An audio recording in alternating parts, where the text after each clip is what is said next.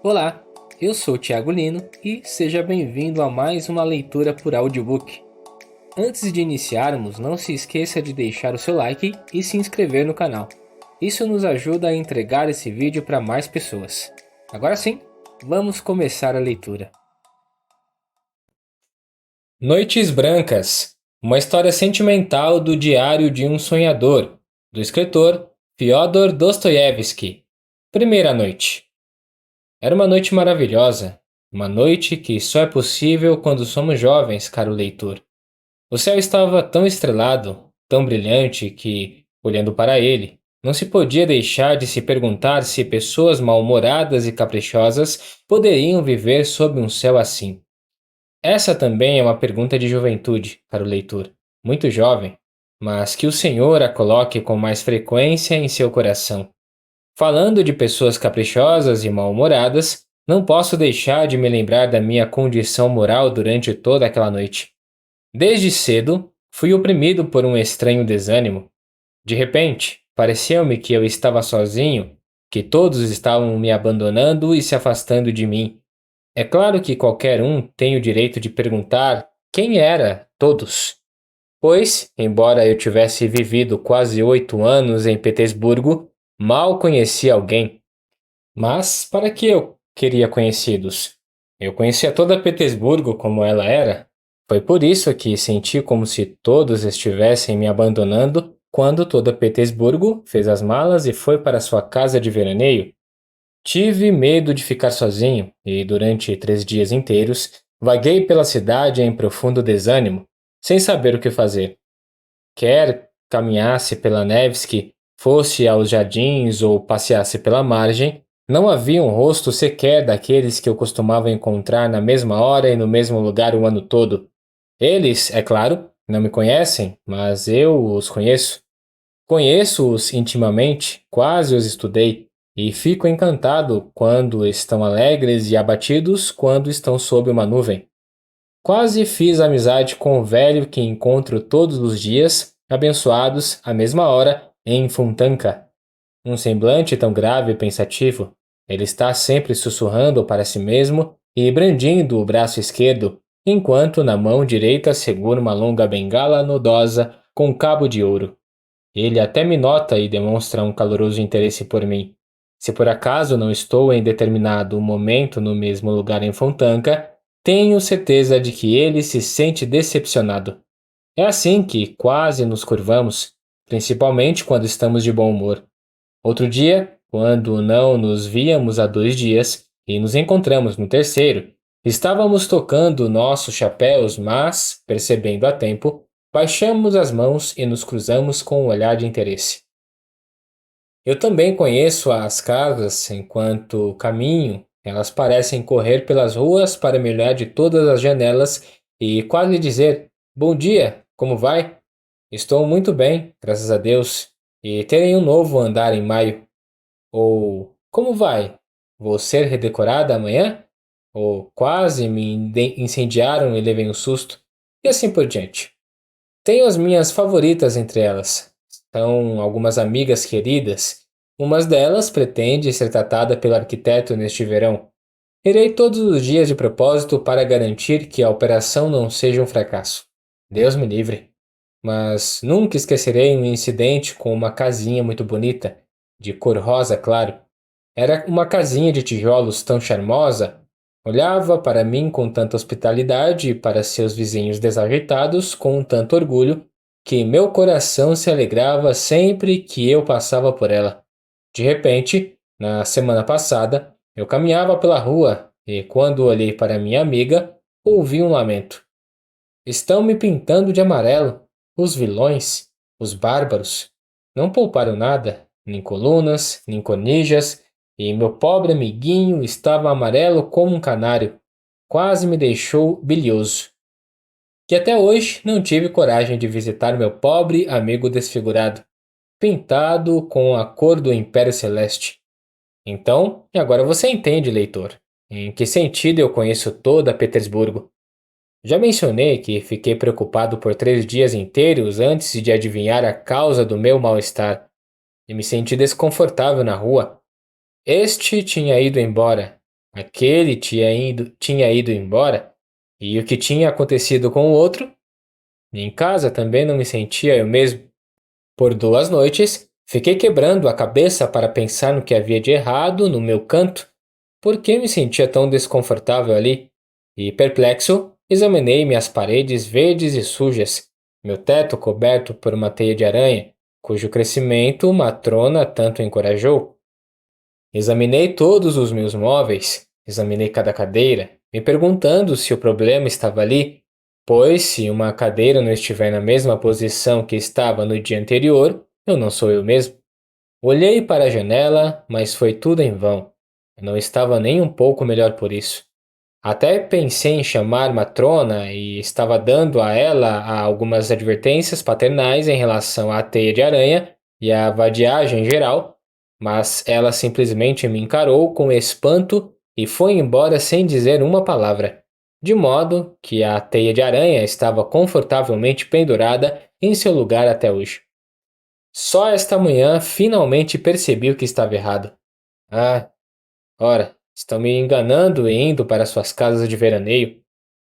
Perdoem a trivialidade da expressão, mas não estou com disposição para palavras rebuscadas, pois tudo o que havia em Petersburgo tinha ido embora ou estava indo para as férias, pois todo cavalheiro respeitável de aparência digna que pegasse um táxi se transformava imediatamente aos meus olhos em um respeitável chefe de família que, após o término de suas tarefas diárias, se dirigia ao seio de sua família para a casa de veraneio, pois todos os transeuntes tinham agora um ar bastante peculiar que parecia dizer a todos que encontravam: estamos aqui apenas por um momento, senhores.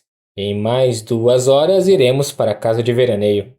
Se uma janela se abrisse depois que dedos delicados, brancos como a neve, batessem na vidraça, e a cabeça de uma bela moça fosse projetada para fora, chamando um vendedor ambulante com vasos de flores, imediatamente imaginei que aquelas flores estavam sendo compradas não apenas para desfrutar das flores e da primavera em alojamentos abafados da cidade, mas porque todos logo se mudariam para o campo e poderiam levar as flores consigo. Além disso, progredi tanto em meu novo e peculiar tipo de investigação que conseguia distinguir corretamente, pelo simples ar de cada um, em qual a casa de veraneio ele estava morando. Os habitantes das ilhas Kameny e Aptekarsky, ou da estrada Peterhof, eram marcados pela elegância estudada de seus modos, os elegantes trajes de verão e as belas carruagens em que se dirigiam para a cidade. Os visitantes de Pargolovo e de lugares mais distantes impressionavam à primeira vista por seu ar razoável e digno.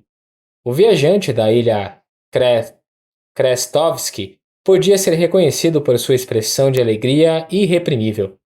Se por acaso encontrasse uma longa procissão de carroceiros caminhando preguiçosamente com as rédeas nas mãos ao lado de carroças carregadas com montanhas regulares de móveis, mesas, cadeiras, puffs, sofás e utensílios domésticos de todos os tipos, frequentemente com uma cozinheira decrépita sentada no topo de tudo, guardando a propriedade de seu mestre como se fosse a menina dos seus olhos, ou se eu visse barcos carregados de utensílios domésticos rastejando ao longo do Neva ou Fontanka até o Rio Negro ou as ilhas, as carroças e os barcos se multiplicavam 10 vezes, 100 vezes mais aos meus olhos. Eu imaginava que tudo estava em movimento, e em movimento, tudo ia em caravanas regulares para as casas de veraneio. Parecia que Petersburgo ameaçava se tornar um deserto, de modo que finalmente me senti envergonhado, mortificado e triste por não ter para onde ir nas férias e nenhum motivo para ir embora. Eu estava pronto para ir embora com qualquer carroça, para ir embora com qualquer cavalheiro de aparência respeitável que pegasse um táxi, mas ninguém, absolutamente ninguém me convidou. Parecia que tinham me esquecido, como se eu fosse realmente um estranho para eles. Eu fazia longas caminhadas, conseguindo, como sempre, esquecer completamente onde estava, quando, de repente, me vi diante dos portões da cidade. Instantaneamente me senti leve. Atravessei a barreira e caminhei entre campos cultivados e prados, inconsciente do cansaço e sentindo apenas por todo o corpo como se um fardo estivesse saindo da minha alma. Todos os transeuntes me lançavam olhares tão amigáveis que pareciam quase me cumprimentar. Todos pareciam tão satisfeitos com alguma coisa.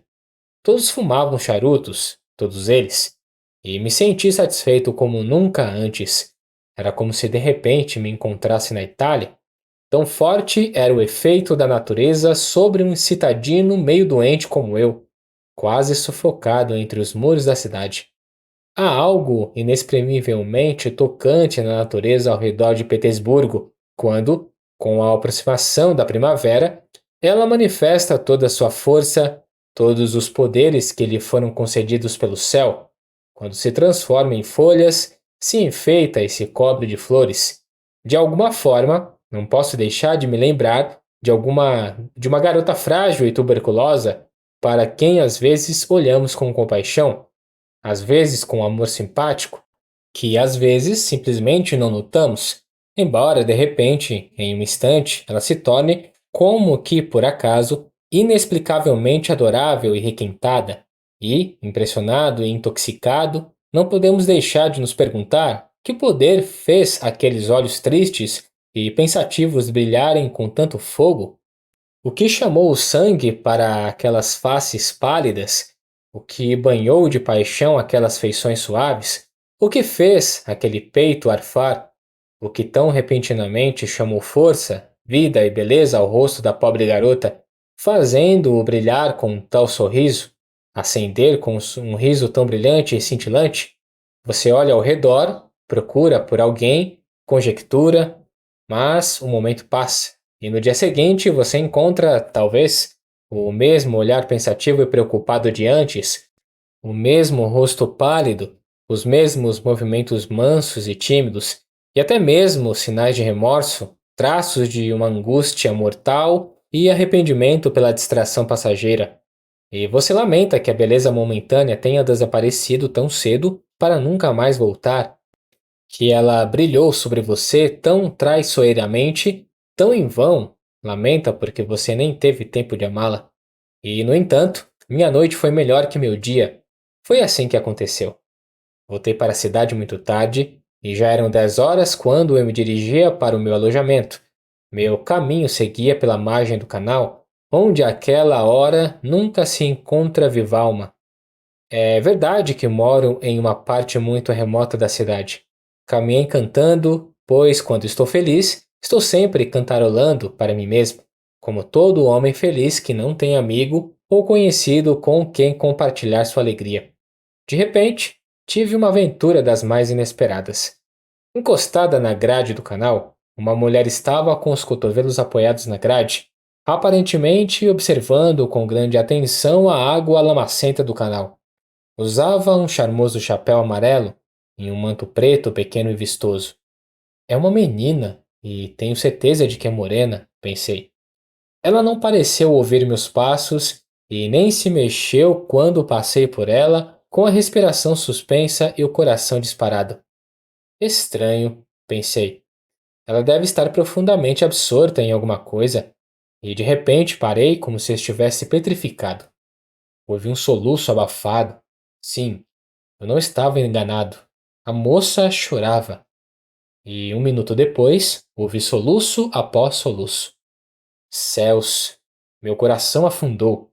E por mais tímido que eu fosse com as mulheres, aquele era um momento e tanto. Virei-me, dei um passo em sua direção e certamente teria pronunciado a palavra senhora, se não soubesse que essa exclamação já foi pronunciada 1000 vezes em todos os romances da sociedade russa. Foi apenas a reflexão que me fez parar. Mas enquanto eu procurava uma palavra, a moça voltou a si, olhou em volta, sobressaltou-se, baixou os olhos e passou por mim pelo barranco. Eu a segui imediatamente, mas ela, adivinhando isso, deixou o barranco, atravessou a rua e caminhou pela calçada. Não ousei atravessar a rua atrás dela. Meu coração palpitava como um pássaro capturado. De repente, uma oportunidade veio em meu auxílio. Do mesmo lado da calçada, surgiu de repente, não muito longe da moça, um cavalheiro em traje de gala, de idade refinada, embora de porte nada refinado. Ele cambaleava e encostava-se cautelosamente à parede. A moça correu reta como uma flecha, com a pressa tímida que se vê em todas as moças que não querem que ninguém se ofereça para acompanhá-las até em casa à noite. E sem dúvida, o cavalheiro cambaleante não a teria perseguido se a minha boa sorte não o tivesse incitado. De repente, sem dizer uma palavra a ninguém, o cavalheiro partiu e correu a toda velocidade em busca da minha desconhecida dama. Ela corria como o vento, mas o cavalheiro cambaleante a alcançava e a alcançou. A moça soltou um grito agudo e, graças à minha sorte, pela excelente bengala nudosa, que por acaso estava na minha mão direita naquela ocasião, num piscar de olhos, eu estava do outro lado da rua. Num piscar de olhos, o cavalheiro intrusivo havia assumido a posição, compreendido o argumento irresistível, recuado sem dizer uma palavra, e somente quando estávamos muito longe, protestou contra minha ação e linguagem bastante vigorosa. Mas suas palavras mal nos alcançaram. Me dá o teu braço, eu disse à garota, e ele não ousará nos incomodar mais. Ela segurou meu braço, sem dizer uma palavra, ainda tremendo de excitação e terror. O cavalheiro intrometido, como eu o abençoei naquele momento, lancei um olhar furtivo para ela. Ela era muito charmosa e sombria.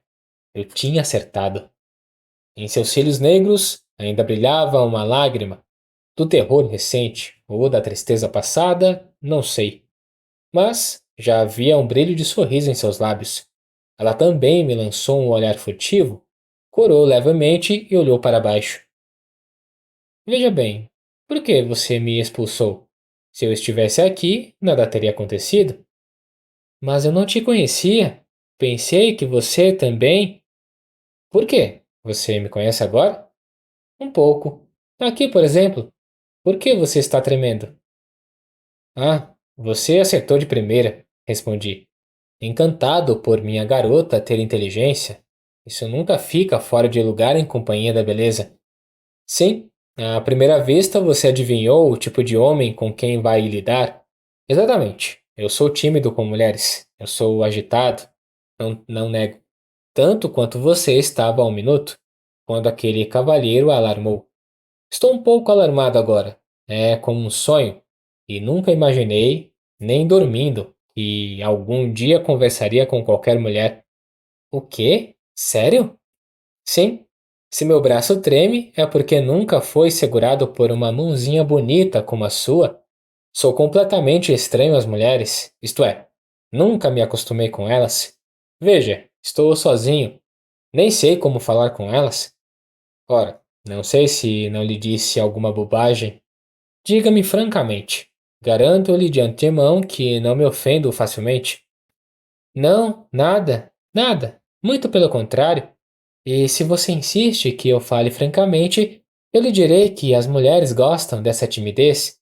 E se você quiser saber mais, eu também gosto. E não vou mandá-la embora até chegar em casa. Você me fará, eu disse sem fôlego de alegria, perder minha timidez e então dar adeus a todas as minhas chances. Chances? Que chances? De quê? Isso não é nada bom. Não, peço desculpas. Desculpe-me, foi um deslize. Mas como você pode esperar que alguém em tal momento não tenha desejo? Para ser gostado? Hein? Bem, sim, mas, pelo amor de Deus, seja gentil. Pense no que eu sou. Aqui tenho 26 anos e nunca vi ninguém. Como posso falar bem, com tato e direto ao ponto, parecerá melhor para você quando eu tiver lhe contado tudo abertamente. Não sei ficar em silêncio quando meu coração fala. Bem, não importa. Acredite, nenhuma mulher, nunca, nunca, nenhum conhecido de qualquer tipo. E eu não faço nada além de sonhar todos os dias que finalmente encontrarei alguém. Ah, se você soubesse quantas vezes eu me apaixonei dessa maneira. Como? Com quem? Ora, com ninguém. Com um ideal. Com aquela com quem sonho durante o sono. Invento romances regulares nos meus sonhos. Ah, você não me conhece. É verdade, claro, conheci duas ou três mulheres, mas que tipo de mulheres eram elas? Eram todas donas de casa que. Mas vou fazer você rir se disser que várias vezes pensei em falar, simplesmente falar com alguma dama aristocrática na rua, quando ela está sozinha, nem preciso dizer.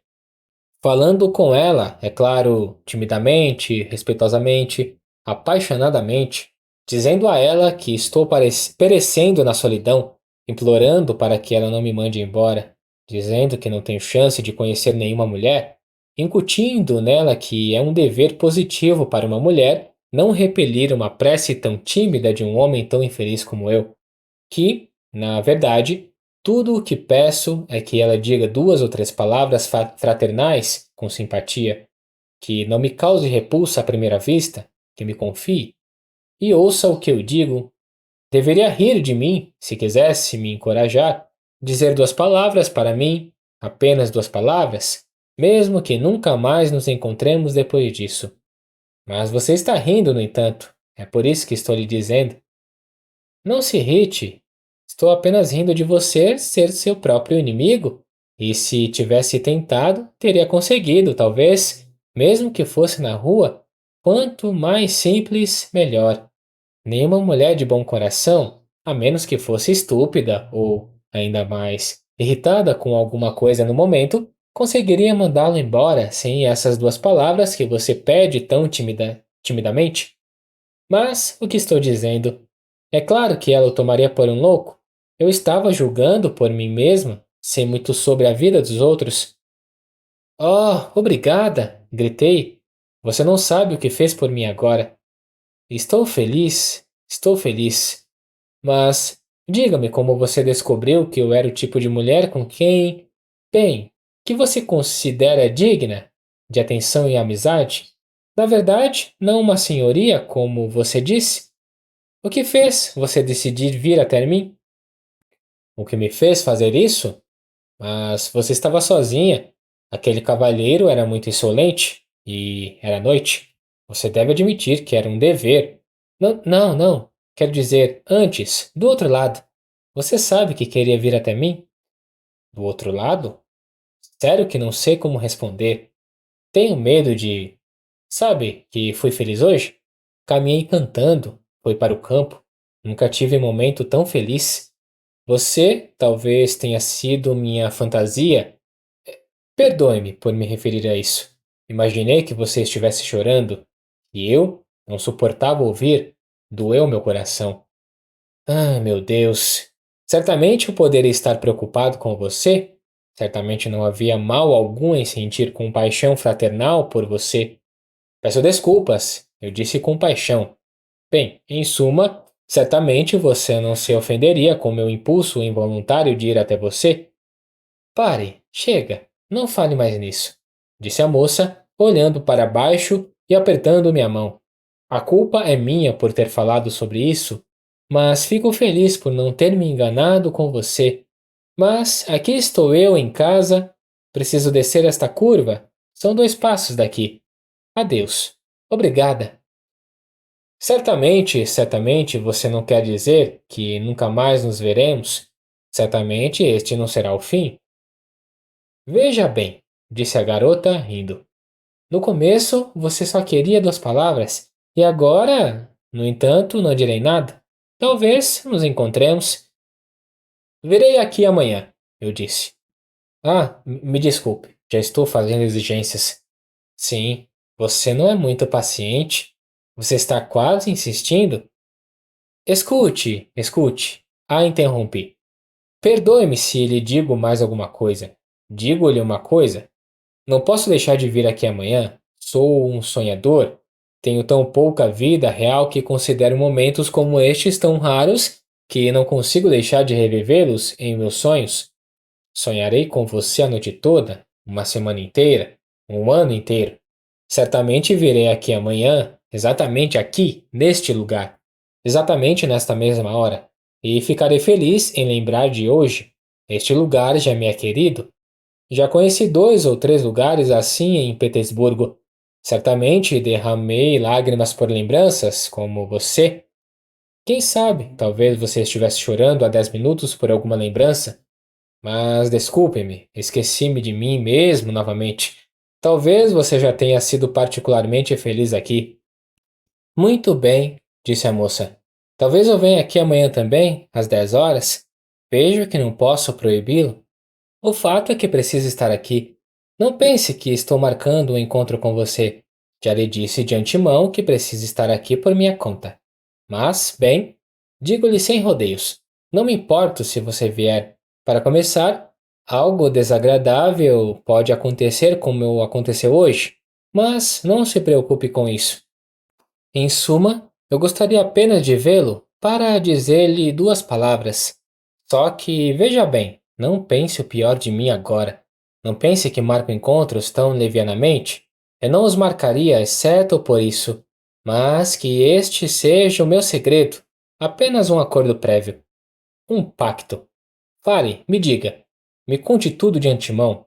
Eu concordo com qualquer coisa. Estou pronto para qualquer coisa. Gritei encantado. Respondo por mim mesmo. Serei obediente, respeitoso. Você me conhece. É só porque eu te conheço que te peço para vir amanhã, disse a moça rindo. Eu te conheço perfeitamente. Mas lembre-se de que você virá com a condição, em primeiro lugar, só seja bonzinho, faça o que eu peço. Veja, estou falando francamente.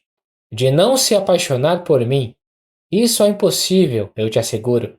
Estou pronta para a amizade, aqui está minha mão. Mas você não deve se apaixonar por mim, eu imploro. Eu juro, gritei, agarrando a mão dela. Silêncio, não xingue. Eu sei que você está prestes a explodir como pólvora. Não pense mal de mim por dizer isso. Se você soubesse, eu também não tenho ninguém a quem possa dizer uma palavra, a quem possa pedir conselhos. É claro que não se procura um conselheiro na rua, mas você é uma exceção. Eu o conheço como se fôssemos amigos há 20 anos. Você não vai me enganar, vai? Você verá. A única coisa é que não sei como vou sobreviver nas próximas 24 horas. Durma profundamente. Boa noite. E lembre-se de que eu já confiei em você, mas você exclamou tão gentilmente há pouco. Certamente não se pode ser responsabilizado por todos os sentimentos, mesmo pela simpatia fraternal. Sabia que, dito com tanta delicadeza, a ideia de que eu poderia confiar em você me ocorreu imediatamente? Pelo amor de Deus, faça isso.